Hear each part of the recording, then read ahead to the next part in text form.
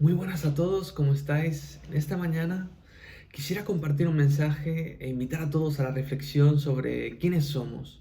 Y quiero preguntarte, ¿quién crees que eres? ¿Quién eres? ¿O quién te han dicho que eres durante toda tu vida? Y lo he titulado el mensaje Trastorno de Identidad. ¿Y qué es un trastorno de identidad? Pues es todo aquel trastorno que se caracteriza por una percepción sobre nosotros mismos, sobre nuestra persona alterada. En otras palabras, es todo aquel trastorno que provoca que nos veamos a nosotros mismos de una forma errónea. Destacan de este tipo de trastornos la personalidad múltiple o la bipolaridad, por ejemplo. Y quiero empezar hablándote de un personaje que me llamó mucho la atención. Todos los que sois papás seguramente habréis visto muchas pelis, estaréis viendo ahí toda la colección de Disney, en YouTube, en Netflix, a saber, ¿no? Y lo peor es que a veces te toca ver la misma película una y otra vez. Pues hay un personaje de la película de Toy Story 4, no sé si la habréis visto, que es bastante curioso. Y a raíz de ahí me sacó, bueno, empecé a reflexionar sobre todo él y cómo podíamos aplicarlo a nuestra vida, porque yo soy de los que creen que Dios habla de muchas formas, de muchas. Y yo noté que Dios me quería decir algo a través de este personaje. La película es Toy Story 4, como he dicho, y se centra en la historia, bueno, en las películas, este grupo de películas es simplemente narrar las aventuras de un grupo de juguetes que tienen vida y que van de aquí para allá viviendo aventuras. Y concretamente en esta entrega, el personaje principal es Forky. Y dirás, ¿qué es Forky? Pues en esta película, la niña, dueña de los juguetes, empieza su primer día de clase y coge un tenedor descartable de la basura y decide ponerle unos ojitos, se los pega ahí con cola, con alambre le pone unos brazos alrededor del tenedor, le pone una boca, una ceja y con plastilina le pone una base y con un palo de helado partido por la mitad le pone los, los pies. Pues si acaso voy a dejar una foto aquí para que lo podáis ver. Entonces, este juguete durante toda la película se cree que es basura porque ha sido hecho con material que iba a ir a la basura, un material para tirar.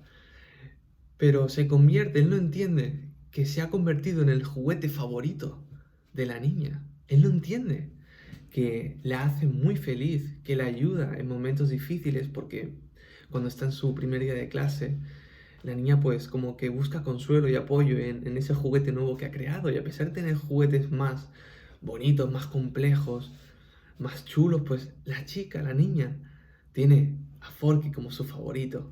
Y durante toda la película, todos los juguetes de la habitación intentan hacer entender a Forky que él no es basura, que él es un juguete, ya que la niña juega constantemente con él, quiere dormir con él, nada más levantarse quiere estar con él, come a su lado, lo hace todo al lado de Forky. Pero Forky constantemente quiere tirarse a sí mismo a la basura porque él cree que es eso. Aunque al final entiende la finalidad y el propósito que tiene, que es la de hacer feliz a una niña que no vive por vivir, sino que tiene un propósito, tiene un objetivo su existencia y entiende lo feliz que hace a esa niña, cómo la cuida, cómo la hace sonreír, cómo le da fuerzas en momentos tan difíciles como el primer día de clase, ¿no? Y muchas veces yo creo que esto pasa factura, ¿no? Muchas veces nosotros nos preguntamos quiénes somos. Y a veces nos podemos sentir como Forky. Muchas veces podemos sentir que somos basura o simplemente no saber quiénes somos realmente. Parece una tontería, pero es que esta es una de las grandes preguntas de la humanidad, de la historia del pensamiento del ser humano, ¿no? ¿Quién soy? ¿O qué es el ser humano? ¿Qué soy? Por ejemplo, para un humanista, el ser humano será el centro del mundo. Para un existencialista, el ser humano será un conjunto de decisiones. Para un naturalista y evolucionista como Darwin, seremos un conjunto de átomos que debido al azar hemos ido evolucionando.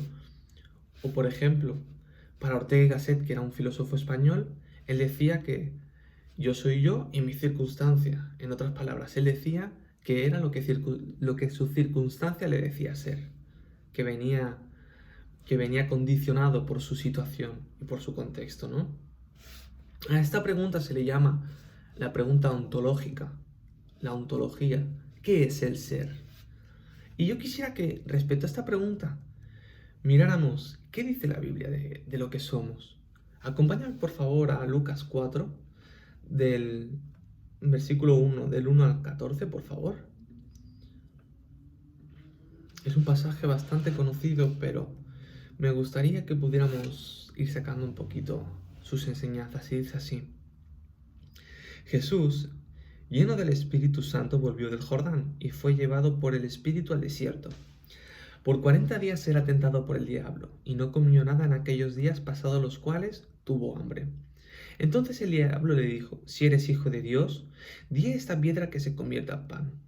Jesús respondiéndole le dijo: Escrito está, no solo de pan vivirá el hombre, sino de toda palabra de Dios. Y le llevó el diablo a un alto monte, y le mostró en un momento todos los reinos de la tierra. Y le dijo el diablo: A ti te daré toda esta potestad y la gloria de ellos, porque a mí me ha sido entregada, y a quien quiero la doy. Si tú postrado me adorares, todos serán tuyos. Respondiendo Jesús le dijo: Vete de aquí, Satanás, porque escrito está: Al Señor tu Dios adorarás y solo a Él servirás. Y le llevó a Jerusalén y le puso sobre el pináculo del templo y le dijo: Si eres hijo de Dios, échate de aquí abajo, porque escrito está: A sus ángeles mandará acerca de ti que te guarden, y en las manos te sostendrán, para que no tropieces con tu pie en piedra. Respondiendo Jesús le dijo: Dicho está, no tentarás al Señor tu Dios. Y cuando el diablo hubo acabado toda tentación, se apartó de él por un tiempo. Y Jesús volvió en el poder del Espíritu a Galilea. Y se difundió su fama por toda la tierra alrededor. Y enseñaba en las sinagogas de ellos y era glorificado por todos. Este es un pasaje bastante conocido, como he dicho, y es conocido por las tentaciones de Jesús en el desierto. Y quiero destacar diferentes cosas. Quisiera hablar un poco de las primeras tres tentaciones, pero lo que primero me llama la atención es que fue el Espíritu Santo el que lo llevó al desierto a Jesús. Y puede parecer paradójico, pero ¿cómo el Espíritu Santo puede llevarnos a problemas, a situaciones difíciles? ¿Acaso no es bueno? ¿Acaso no nos libra de ellas? Pero hay veces que es necesario que pasemos por pruebas. El problema realmente es cuando somos nosotros mismos, debido a nuestras malas decisiones, que nos metemos en desiertos donde Dios no nos llamó a estar. Nos metemos en desiertos donde el Espíritu Santo no nos envía. Y fíjate que estuvo durante 40 días. El número 40 dentro de la Biblia es simbólico. Versículo 2. Muchos teólogos, que Dios es un Dios de patrones. Le encanta, si te fijas, hay muchos números que se repiten a lo largo de la Biblia. Por ejemplo, el número 7, el número 3, son números que, el número 40, como en este caso, el número 4, son números que se repiten muchísimo en la Biblia y que significan prácticamente lo mismo. El desierto es un lugar de escasez, de sequía, que a veces hay silencio por parte de Dios, o parece que hay silencio. Es un lugar de lucha, de dolor, de sufrimiento. Es un lugar también, no olvidemos, de tránsito. Y a pesar de ser un lugar duro, la historia nos ha enseñado que es donde más se manifiesta la gloria y el poder de Dios. Solo hay que ver el pueblo del Éxodo. En la historia de la Biblia, por lo que se ve, por lo que podemos leer, las mayores manifestaciones, la época donde hubo mayor manifestación de Dios, mayores milagros, fue en la época del Éxodo. Y el número 40 en la Biblia significa un ciclo que ha sido que se ha completado correctamente. Es un ciclo de dificultad, de lucha, de pelea, donde al final se completa con éxito. 40 años se añadieron a Israel por la falta de fe de los espías, pero después de estos 40 años llegaron a la tierra prometida. 40 días estuvo Goliat molestando a Israel, oprimiéndolos, desafiándolos, hasta que apareció David y lo venció. 40 días estuvo Noé y 40 noches estuvo Noé y su familia en el arca durante el diluvio. Pero al final siempre hay victoria. Y la primera tentación que leemos es el pan, es el sustento. Decía así, es cuando el enemigo le dijo a Jesús, dile a estas piedras que se conviertan en pan. Y fíjate que el enemigo esperó el momento adecuado. Estaba ahí observando, estaba ahí atento, esperando el momento oportuno para tentar a Jesús. Y lo tentó, antes de entrar en detalles, lo tentó de tres formas con las necesidades básicas de supervivencia. Primeramente con el pan, luego con la fama y la autorrealización, que aunque no lo parezca, también es una de las necesidades del ser humano. Y el tercero, con la seguridad. Pero la primera tentación que yo veo no es ninguna de estas tres, porque el enemigo empieza la conversación. Si eres hijo de Dios. Y ahí empieza a desafiarlo. La verdadera tentación no era esto o lo otro en cuanto a las necesidades. La verdadera tentación que veo yo es, lo que quería era hacer que Jesús desconfiara o dudara de su identidad, de su propósito. Y empezamos con la primera tentación.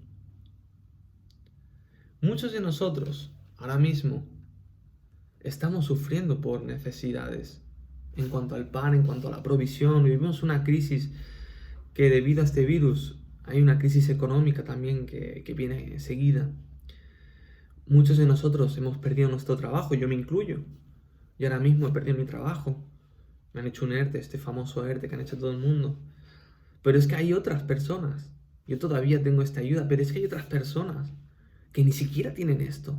Hay personas como, sobre todo en Latinoamérica, Estados Unidos, que debido a que no pueden trabajar, no cobran. O aquí, por ejemplo, los autónomos, muchos de ellos no tienen ingresos en sus hogares porque no cobran ayuda alguna.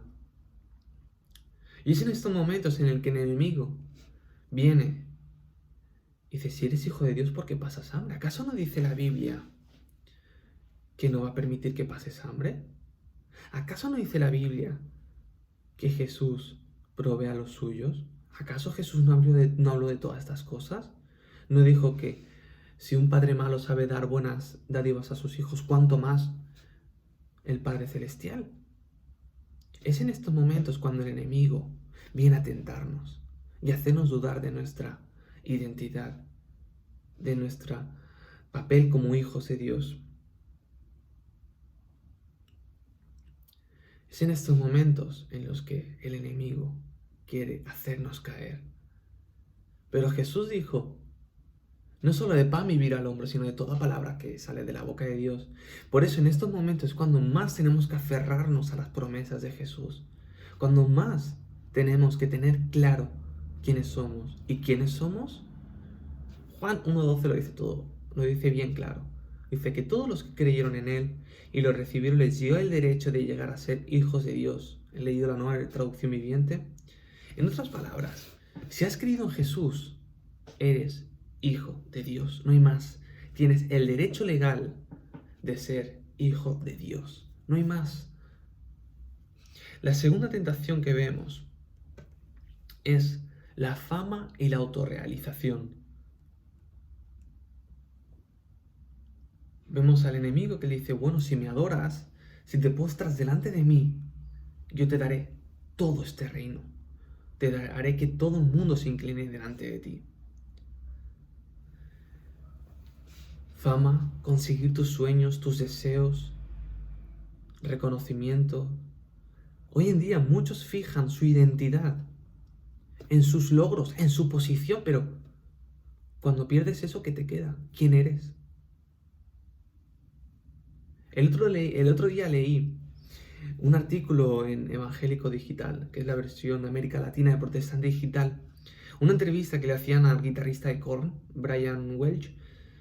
Korn es un grupo de música nu metal, creo que es, bastante famoso a nivel mundial, ha ganado un par de Grammys y es un grupo de los más famosos de la historia.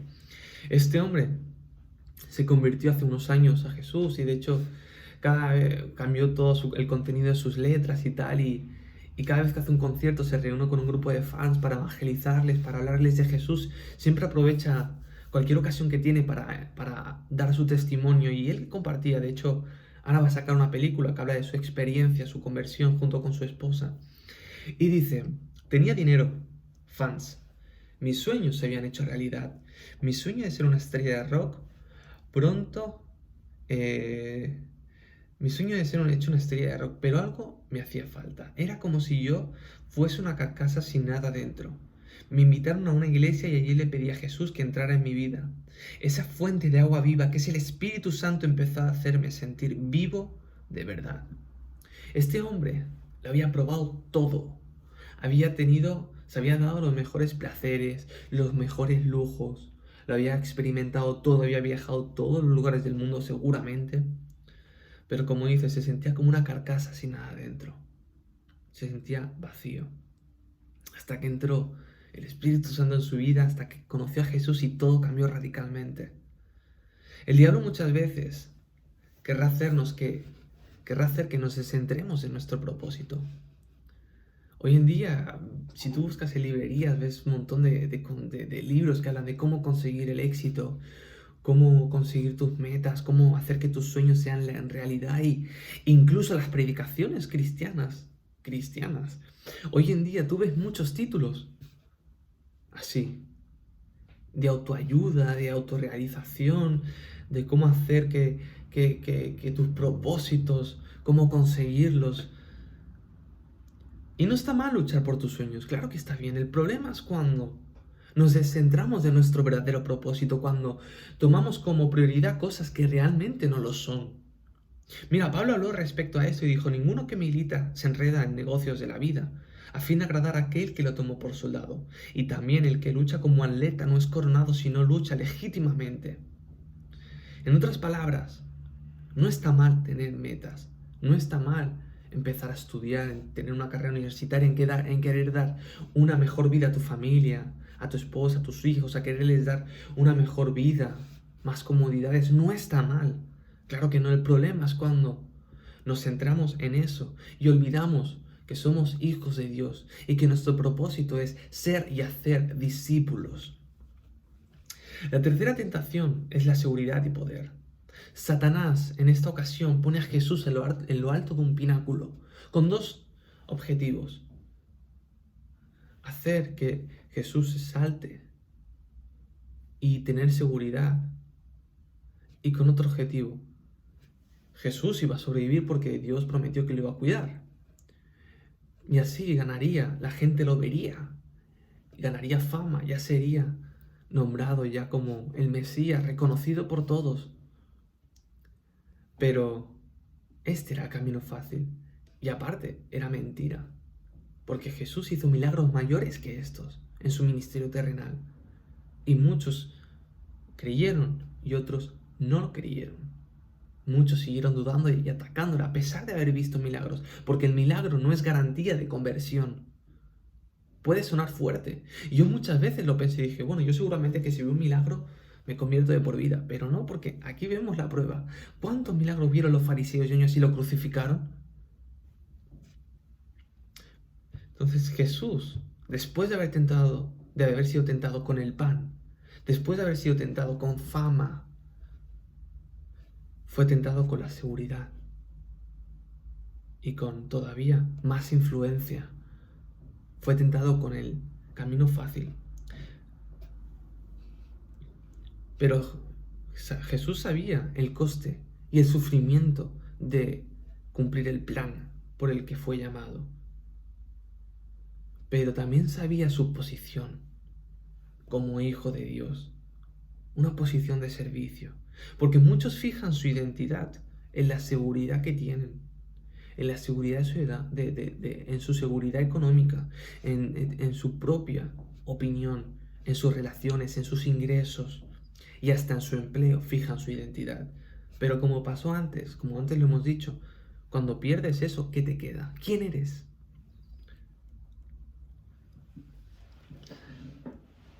Puede parecer que el tema este de la identidad no tiene tanta importancia, puede parecer hasta ridículo, pero no es así. Mira, nuestra identidad responde a 5 puntos básicos, es lo que se llama una cosmovisión. Bueno, concretamente 4. La primera pregunta es la procedencia, ¿de dónde venimos? ¿De dónde procedemos? La segunda pregunta es el propósito, ¿por qué fue creado? ¿Qué pinto aquí en la tierra? El tercer punto es el destino, ¿hacia dónde me dirijo? ¿Qué me espera después de la muerte? Y el cuarto punto es la ética, ¿qué está bien, qué está mal? Principios morales, ¿cómo he de comportarme? Y en función de esta cosmovisión, vamos a comportarnos, vamos a actuar de una forma u otra. Mira, los nazis tenían una cosmovisión concreta y mira las consecuencias que esa cosmovisión trajo. Por ejemplo, los budistas tienen su propia cosmovisión, los cristianos tenemos una, los musulmanes tienen otra.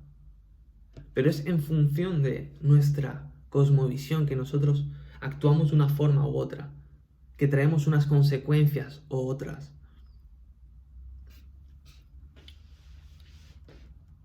Daniel fue tentado a perder su identidad en varios puntos. Es un ejemplo que quiero tomar porque creo que es la persona que más fue tentada a lo largo de la Biblia en cuanto a esto. Mira, a Daniel le quisieron cambiar la religión. Le cambiaron el nombre. Su nombre original era Daniel, que significaba Dios es mi juez. Y se lo cambiaron a Belsasar, que en arameo significa Bel, un dios pagano, protege al rey. Quisieron cambiar sus costumbres, tentando a que abandonar su devoción a Dios. Para que no sepa, Daniel fue raptado de Judá, lo sacaron de su hogar y lo llevaron a un reino extranjero donde lo obligaron a servir al rey. Y allí, como hemos dicho, le cambiaron la religión. Segundo punto que le cambiaron fue la cultura, su familia, lo arrancaron de su seno familiar, lo sacaron de su hogar, de su entorno, de su ciudad, cuando apenas era un adolescente. Probablemente también quisieron cambiar su identidad sexual, ya que era costumbre que al trabajar en la corte del rey fuera eunuco y con ello le extirparan sus genitales. También quisieron cambiar su lengua, quisieron cambiar su identidad lingüística, le obligaron a aprender arameo, el idioma popular de Babilonia, por lo cual tuvo que aprender un idioma extranjero y ponerlo en práctica y hablarlo casi en todo momento. Pero a pesar de todo esto, él tenía firme su identidad, él sabía quién era y gracias a ello que pudo mantenerse constantemente en su lugar y no dejarse influenciar por las costumbres y por las tentaciones de Babilonia. De hecho, Babilonia está considerada como el prototipo de nación que quiere hacernos dudar de nosotros mismos, que quiere tentarnos. La gran Babilonia, ¿no?, que menciona la Biblia. Y esta es la estrategia de Satanás. Satanás usa la estrategia de Asiria. Fue la misma estrategia que usó Babilonia en su momento. Asiria, otro imperio de aquel momento, cuando conquistaba un país, cuando conquistaba una tierra, tenía una estrategia muy clara. Ellos cogían gente de ese país, los dispersaba por todo el imperio, cogía gente de otro país y los metía en el país conquistado. ¿Qué hacía? Mezclaba todas las culturas, mezclaba todas las gentes, con el objetivo claro. Querían hacer que cada país conquistado, subordinado, perdiera su identidad, perdiera sus costumbres, perdiera su religión, perdiera su idioma. Querían unificar el idioma, unificar la moneda, unificarlo todo, que todo el mundo estuviera mezclado. Les daban comodidades a los pueblos conquistados una vez que ya estaba todo establecido.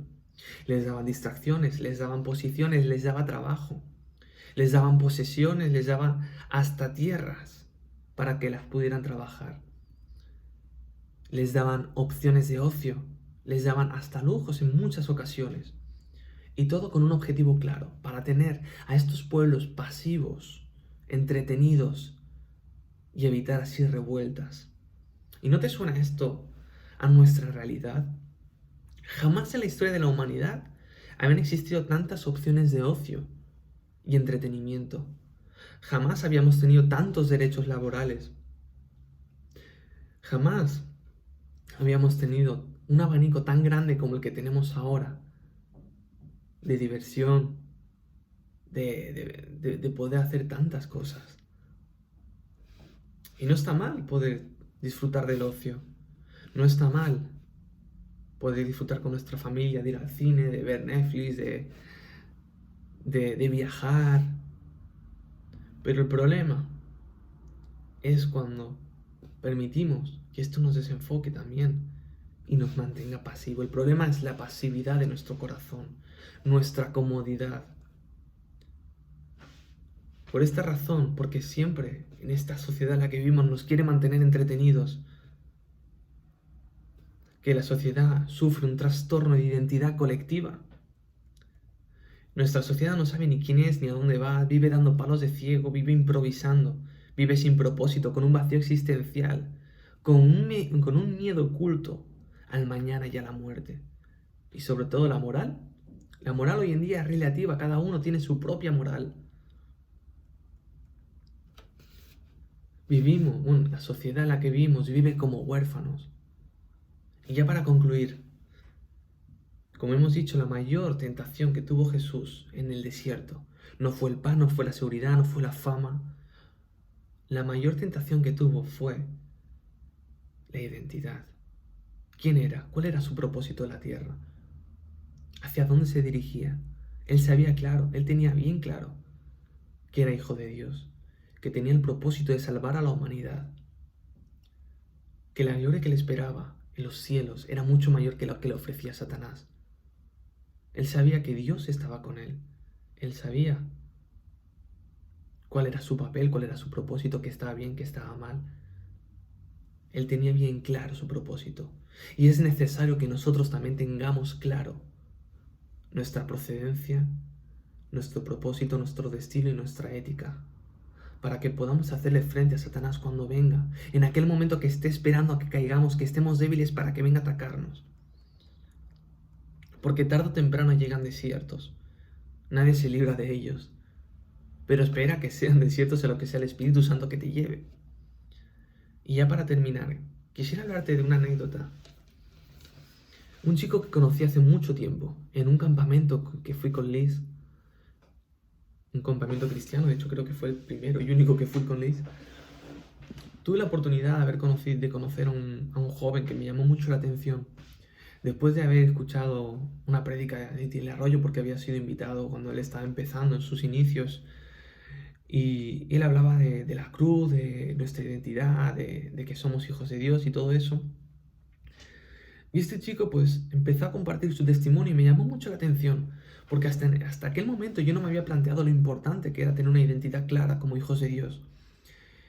Este chico era huérfano de padre, vivía con su madre, y él comentaba el mensaje y decía: para mí fue súper importante entender que soy hijo de Dios, entender que tengo un padre que me ama y que me ama tal como soy, que cree en mí y que está al tanto de mis necesidades.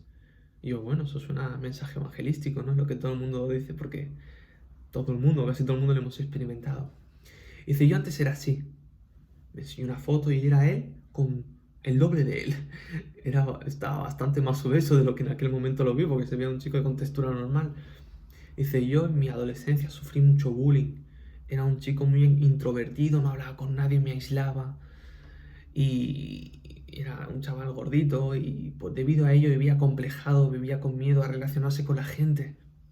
Pero cuando entendí que había un Dios, que siendo Dios me amaba, cuando entendí que ese Dios me adoptó como hijo, que conociendo mis dificultades, conociendo mis errores, mis pecados y conociéndome tal como soy, me amaba hasta las últimas consecuencias, sabiendo que Él era mi padre y yo soy su hijo, eso cambió totalmente mi vida. Cogí fuerzas para ponerme firme, hacer deporte, perder peso. Cogí fuerzas y confianza para relacionarme con cualquier persona. Porque si Dios, siendo Dios y sabiendo cómo era totalmente, me aceptó tal como soy, eso le dio la seguridad para empezar a abrirse a la gente, a abrirse a sus amistades. Empezó a ganar amigos, a ganar confianza, a perder peso.